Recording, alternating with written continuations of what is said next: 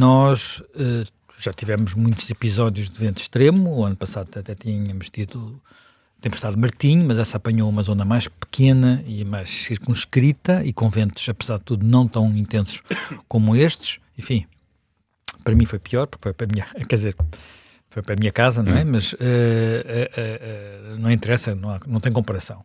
Isto coloca-nos o que aconteceu nesta tempestade. Ainda vamos ter que falar muito disto, a pouco e pouco, conforme nos vamos percebendo melhor o que se aconteceu realmente. Mas o que aconteceu nesta tempestade nesta depressão, é um efeito de estarmos mais começámos a ter alguns sinais de climas subtropicais. Isto é, daquela região que é apanhada pelos ciclones, pelos tufões, pelas monções, conforme a região digamos, a área do globo tem nomes diferentes, e que tem ventos a que nós estamos habituados. O que significa que nós, por não estarmos habituados ao nível de ventos que temos, nós estamos preparados para eles, literalmente, não é? Portanto, e não estamos preparados para eles porque temos telhados feitos para ventos sem essa intensidade, temos postes também, enfim, temos muita coisa que não...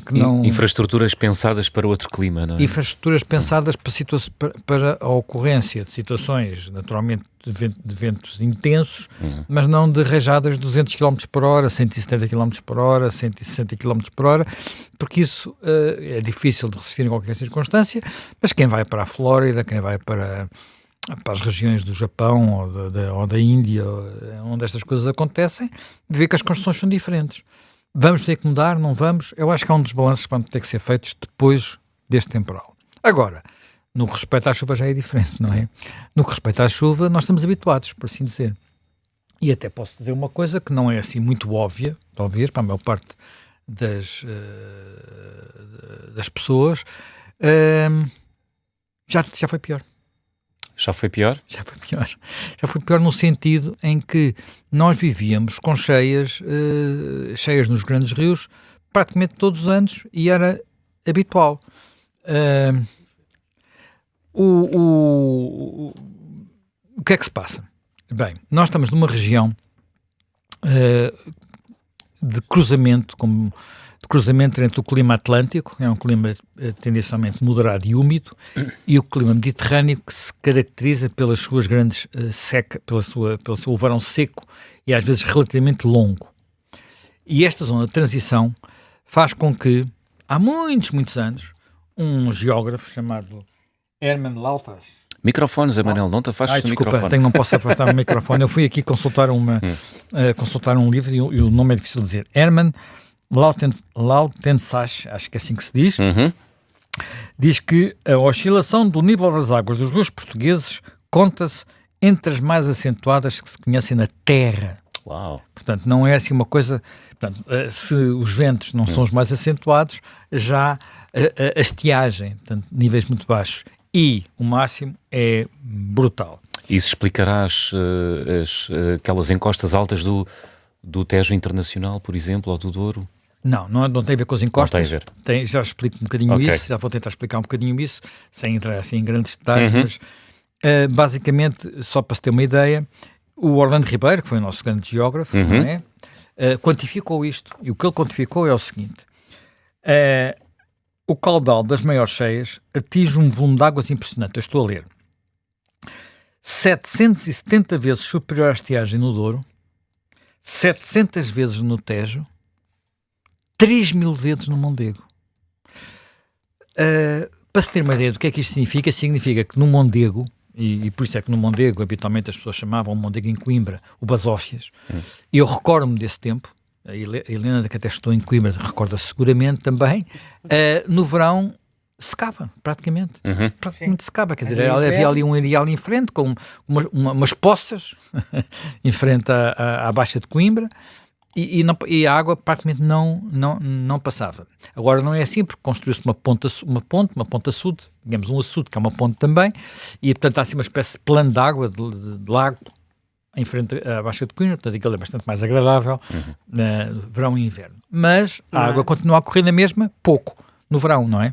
Bem, portanto, os 3.000, portanto, estamos a falar de porventura, no verão, isto significar um caudal de 1 metro cúbico por hora. Portanto, é nada. É uma torneira aberta, praticamente, pouco mais que isso. E no inverno, no topo, no máximo, o cálculo é 3.000 metros cúbicos por caudal de cheia. Ora, repara, aquilo que nós hoje temos o Mondego preparado, e acho que o Mondego aqui é um bom exemplo, aquilo para que temos o Mondego preparado é para... o Mondego foi completamente, digamos, redesenhado. E eu não estou a exagerar. Portanto, toda a parte final do Mondego, portanto, toda a parte, sobretudo a partir de Coimbra até à Foz, na Figueira da Foz, mas digamos, com infraestruturas a montante, foi transformado de forma a transformar quase artificializado por causa das cheias. O que é que significa? Ainda hoje se fala, há um Mondego velho, um Rio Velho e um Rio Novo. O Rio Velho é um antigo curso do Mondego no Baixo Mondego, que se nós olharmos ainda um bocadinho, para, por exemplo, para o Google Maps, vemos que há ali um curso de água, até com aquelas coisas características, que tem fieiras de chopos à volta e tal, portanto percebe-se o Mondego Velho, já não corre por aí. Hoje em dia corre entre diques, retilíneos, mais ou menos, altos, para proteger os campos em redor das cheias. Este sistema digamos, foi desenhado para aguentar não os picos de 3.000 metros cúbicos de água penso que é por hora que estamos a falar, não sei se é por hora, acho que é por hora, não é por minuto. Bem, não interessa. Este indicador a 2.000 metros cúbicos. Isto é aquilo que os diques aguentam. A partir dos 2.000 metros cúbicos a água passa por cima, mesmo de uma situação que foi construída para resistir. Não se pode construir, quer dizer, nós não podemos construir muralhas da China em todo lado, sobretudo em campos agrícolas, porque depois também há aqui um balanço. Como é que isto é prevenido? É prevenido porque o que é que o Mondego faz com que o Mondego seja um pouco diferente, por exemplo, do Tejo e do Douro? A bacia de Mondego é muito mais pequena. O Mondego nasce na Serra da Estrela, toda a gente sabe, não é? Portanto, pelo menos toda a gente, penso eu, ainda continua a aprender isso na escola. Eu, por acaso, tenho dúvidas. Será que agora, eu estou a falar mesmo nas escolas, agora estes dias, se podia aproveitar-se para se falar dos rios, mostrar os rios. Os rios, exatamente, as bacias, os mapas. A Serra da Estrela é uma espécie do nosso castelo de águas, não é? Como às vezes costumava dizer, porque é lá que nasce o Mondego, que é o maior rio integralmente português, portanto, nasce, aliás, começa a correr para um lado e depois vira para o outro. Isso. Começa a correr mais, enfim, não é para norte, mas como se fosse para a Espanha e depois vira para sudoeste. E o Zezer, que é o principal afluente em Portugal do Tejo. Ora bem, o curso do Mondego, praticamente até chegar a Coimbra, é um curso de água bastante escavado, bastante encaixado, portanto, começa na Serra da Estrela, até passa ao lado da Serra do Açor, vem por aí abaixo, portanto, e sempre bastante encaixado, com uma capacidade, portanto, a água que cai naquelas montanhas, e repara, nós estamos em zonas, não são as zonas mais pluviosas do país, exceto a Serra da Estrela, mas são das mais pluviosas do país, vão despejando água que escorre pelas encostas abaixo, vem para o rio e vem por aí abaixo. Por isso, quando chove, antes de haver barragens, a água vinha, chegava à zona de Coimbra e a Jusante de Coimbra e a Figueira da Foz, e alagava tudo. Sim. E é um sinal muito evidente que sempre foi assim, ou melhor, que historicamente foi assim. Primeiro, temos registros históricos escritos de cheias pelo menos desde 1331, e temos outra coisa que eu acho que, mais uma vez, olha, é daquelas coisas que, às vezes, quando se fazem visitas de estudo nas escolas, se podia dizer aos miúdos, que é, quando se vai a Coimbra e se visitam duas das suas igrejas mais antigas e mais emblemáticas, percebe-se que o rio foi diferente. E porquê é que eu digo isto? Primeiro, a que igreja é que me estou a referir? Estou a referir-me na margem. Portanto, agora tenho que pensar um bocadinho por causa das margens. Portanto, na margem esquerda está uma ruína, que é o Convento de Santa Clara, da Santa Clara à Velha, porque depois há Santa Clara Nova que já fica num monte mais acima, Santa Clara à Velha que está, e que está grande parte do ano mesmo alagado, não se pode sequer, portanto tem água, portanto, pode-se visitar porque há uns passadiços agora, uma recuperação e aquilo está minimamente enquadrado, mas que está literalmente debaixo d'água e repara, Santa Clara à Velha, Santa Clara Nova, quer dizer que houve uma altura em que mudou de um sítio para o outro porque passou a estar sistematicamente debaixo d'água. Porquê? Bem, e depois temos um outro, esse não está debaixo d'água habitualmente, mas é uma igreja estranha. Repara, a igreja onde está sepultado o nosso primeiro rei e o seu filho, que não sei se está lá mais algum, está pelo menos Dom Afonso Henriques e Dom Sancho I, é a igreja de Santa Cruz em Coimbra, portanto é um panteão nacional. Habitualmente as igrejas estamos habituados, seja até nas aldeias, não é? Tem uma pequena capela, quando chegamos subimos uns degraus. Quando vamos a Santa Cruz, descemos.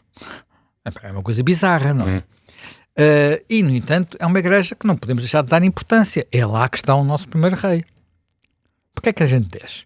Desce porque quando aquela igreja foi construída, portanto, há muitos séculos, para estar lá Dom Afonso Henriques, o rio passava mais abaixo do que passa hoje.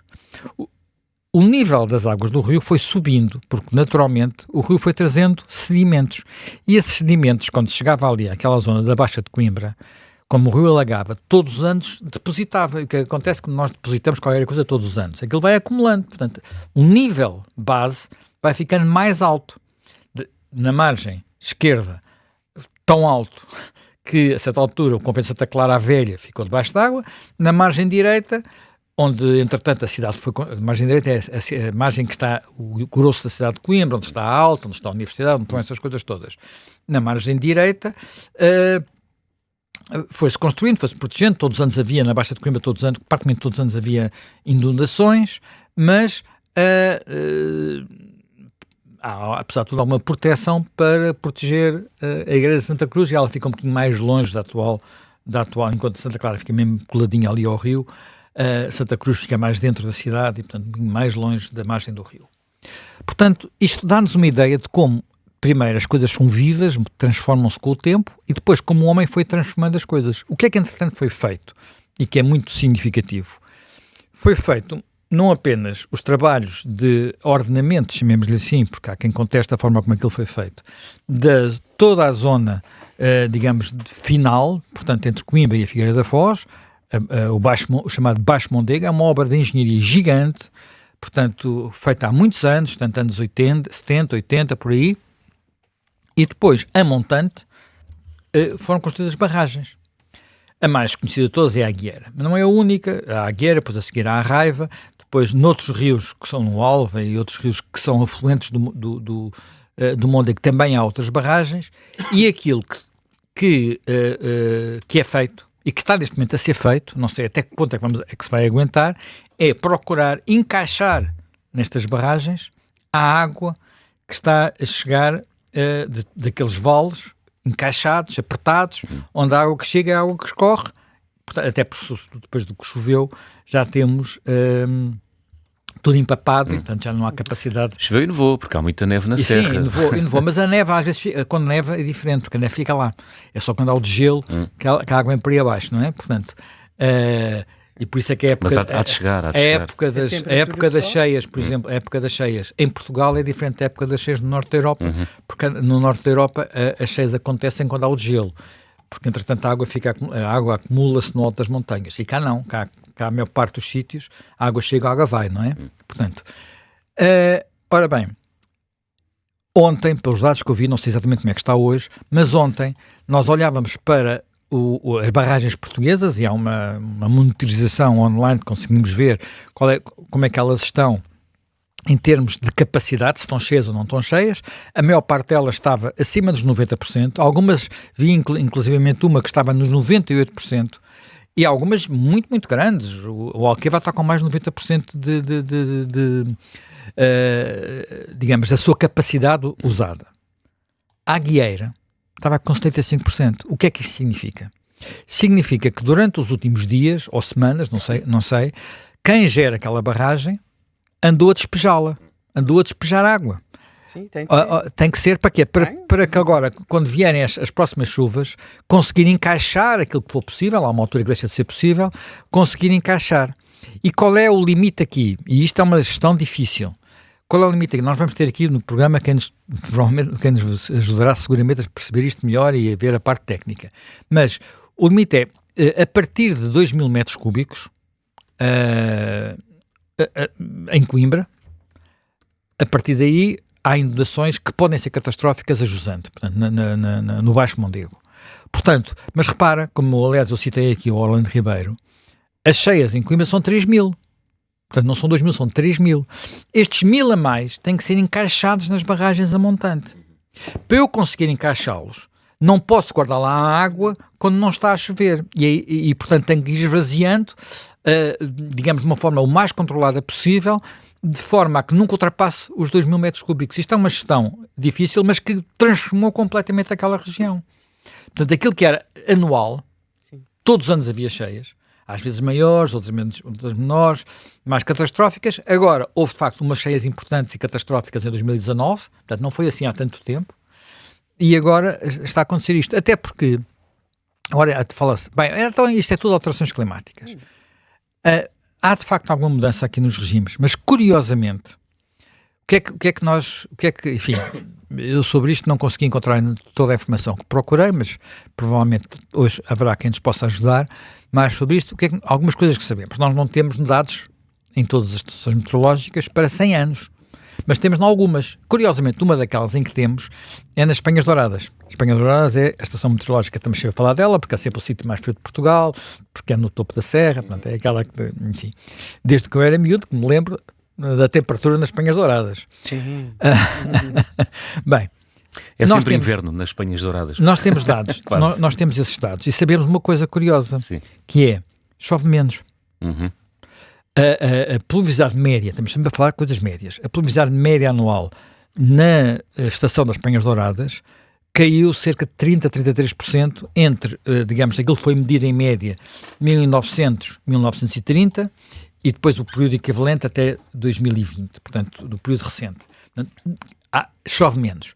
Mas, e este aspecto também é importante, há indicação de que em algumas zonas, não consegui encontrar essas Penhas Douradas, mas encontrei para Lisboa, mesmo chovendo menos, no final, neste período em que estamos, portanto, no final do inverno chove mais. Portanto, a distribuição da chuva ao longo do ano é diferente. Portanto, temos verões relativamente mais secos e ou inverno ou primaveras relativamente mais úmidos. Portanto, há aqui mudanças que parecem estar a acontecer, isto claro que são tudo médias, e depois temos aquilo que são os picos.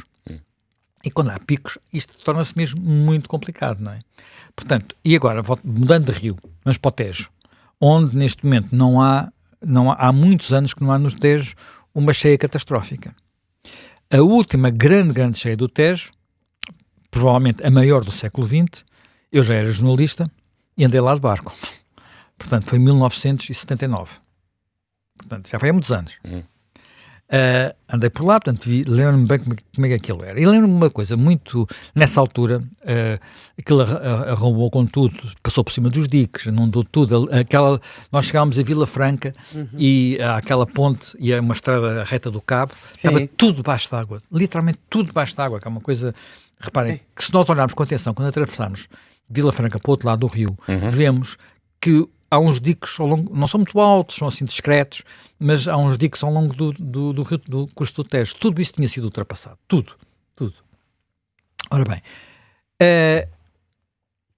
e uma das povoações a que fui, numa das reportagens que fiz na altura, foi onde cheguei de barco, só se consegui lá chegar de barco, era uma aldeia de pescadores, ao pé de pescadores de rio, ao pé de Santarém, chamada Caneiras. E que era uma aldeia que tinha uma característica muito particular, estava toda construída em cima de estacas. Era palafita. Era palafita. Para quê? Porque ali era habitual estar inundado. Já havia diques na altura, portanto aquilo estava a começar a ser menos necessário. Havia, nomeadamente, penso que era o dique dos 20, que é assim que ele se chama. Mas havia. Eu recentemente voltei a Caneiras para ver como é que aquilo estava. E o que é que eu reparei? reparei que as casas continuam em cima de palafitas, mas foram todas ocupadas por baixo. Sim, não é? Essas eram. Sim, e há algumas novas que nessas não já são em zonas, palafitas. por exemplo, como em Abrantes, o Rossio ao sul do Tejo, muito daquelas habitações que a parte de baixo eram só para arrumos, agora estão em habitação. São habitação, garagem, são lojas, são garagens, ou seja, as pessoas já se sentem seguras para pôr ali as coisas. Durante muito tempo, aquilo tinha de ser. Mas repara, isto é um perigo. A esta altura. Sim. Isto é um perigo, porque de facto não é, digamos, o facto de termos ao longo dos nossos rios muitas barragens permite ir gerindo os caudais, mas quando apanhamos de repente este nível de chuva, e isto é muito curioso, porque, por exemplo, quando vamos ver as datas das cheias do Tejo, são todas em fevereiro e março. Portanto, são todas quando já está tudo saturado. E, portanto, a água que vai... E, repara, a bacia do Tejo é muito, muito grande, portanto, vai até Madrid, para lá de Madrid, não é? É uma bacia enorme. A bacia do Douro também é enorme. E, portanto, quando está tudo saturado é quando ocorrem as maiores cheias. Não são... Por exemplo, nós tivemos algumas cheias... 67 são em novembro. Porquê? Porque são cheias de tipo diferente. As cheias de 67, assim como as cheias que houve aqui há 2 ou 3 anos atrás, na região de Lisboa, também foram em novembro, dezembro, ou até, não sei se Madaus não foi em outubro, porque são cheias de tipo diferente, são cheias em pequenas bacias. As pequenas bacias são os pequenos ribeiros, que não têm, como aqueles que há na região de Lisboa, portanto, nascem no limite em Monsanto, ou na Serra de Sintra, e vêm por aí abaixo, não é? Vêm por aí abaixo, e aí, quando há uma cheia, aquilo já não há poucas barragens, há pequenas albufeiras, e sobretudo é tudo muito rápido. E aí são picos de chuva. O pico de chuva aqui, se quer um pico de chuva de repente no meio da Serra da Estrela, ninguém dá por isso. E esse pico de chuva depois é encaixado na barragem de Castelo de Bode sem grandes problemas. Agora, aqui não. Aqui quando isso acontece, enfim, quando aconteceu em 67, não, estava tudo completamente despreparado, não é? E agora mesmo quando aconteceu recentemente vimos que continuam a haver problemas e Lisboa anda a fazer uma obra a ver se uma parte desses problemas dentro da cidade desaparecem. Mas são cheios de tipo diferente. Portanto, as coisas são diferentes e às vezes convém não as misturar. Por exemplo, Sado. O Sado agora está sempre com o Sado, isto é, o Sado em Alcácer do Sal, depois a seguir há o estuário do Sado é muito amplo e, portanto, aí não se nota já em Setúbal, não se nota, mas em Alcácer do Sal nota-se muito bem. O Sado, Alcácer do Sal, fica debaixo d'água. Quantas barragens há que possam ser geridas como estão a ser geridas? Há Guieira? Não. Há algumas barragens no Sado, mas curiosamente é tudo em ribeiras, quase todas são em afluentes. Algumas são muito antigas, não são todas, são quase todas. Algumas são muito antigas, portanto são barragens dos anos 30 ainda. Nomeadamente uma que tem, agora não estou a lembrar o nome dela. Portanto, será Val do Gaio? Não, Fonte Cerne? Val do Gaio há uma que também é dos anos 40. Portanto, são barragens antigas, são barragens Campilhas, que não têm a mesma capacidade e são barragens que foram todas feitas com outro objetivo, que não foi o controle de cheias, foi o controle de secas. Portanto, são barragens feitas no quadro do chamado plano de irrigação do Alentejo. Portanto, levar água ao Alentejo, aliás, uma dessas barragens, uma que já fica perto de Beja, recebe água do Alqueva. Portanto, está ligado ao Alqueva e recebe água do Alqueva. Portanto, o que isto é, recebe água do Guadiana. Portanto, e por isso, no Sado, há muito menos capacidade de gerir a água que chega e, portanto, não há uma grande barragem como no Tejo, por exemplo, antes de entrar em Portugal, há uma enorme barragem, que é a barragem de Alcântara, mesmo junto à fronteira, mas ainda do lado espanhol. Do lado português há a segunda maior barragem portuguesa, que é Castelo de Bode, com maior capacidade é o Alqueva. Portanto, essa gestão não consegue ser feita da mesma forma e, portanto, olha, em Alcácer do Sal provavelmente continua a acontecer aquilo que sempre aconteceu e que hoje em dia já não acontece em Coimbra, ou não acontece no Porto, ou não acontece em como é que dizes? Rossio ao sul do Tejo, que é perto de Abrantes, que era um sítio que estava sempre debaixo de água quando o Tejo subia. As coisas são diferentes. Portanto, em síntese, nós estamos muito melhor preparados do que para o vento